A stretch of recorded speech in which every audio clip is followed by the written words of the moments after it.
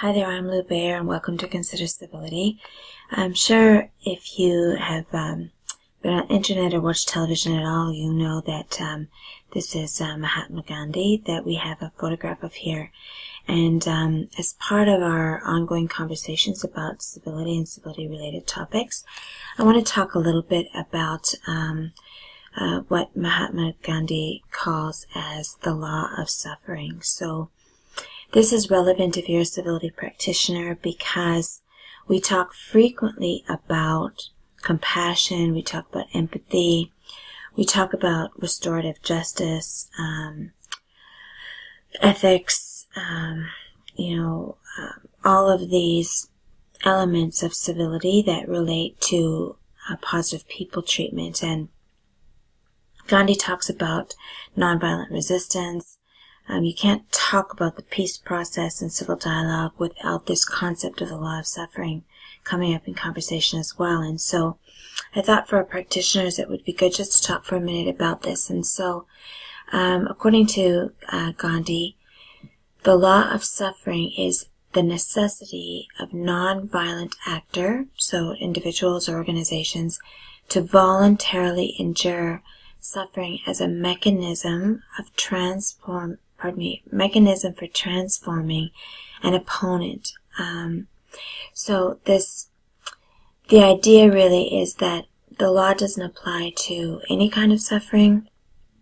The law applies to suffering that's borne voluntarily and without hatred against the opponent. So it's part of this concept of passive resistance.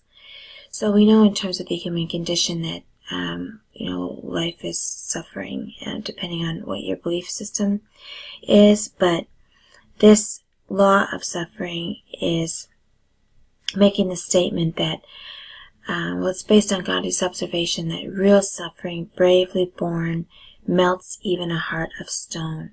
So when people choose to resist in a non-violent way, even when they know it's going to cause them some personal harm or injury, some sacrifice, but they do that for the cause, not out of hatred for the opponent or perceived opponent. This is an example of the law of suffering.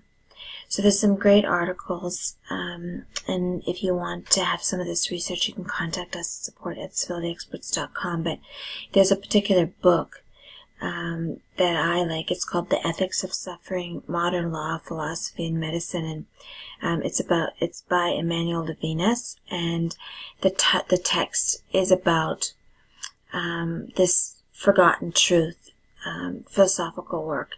It talks about justice and this whole concept that Gandhi talks about. So I'm blathering on a little bit, but my hope is just that you have an understanding that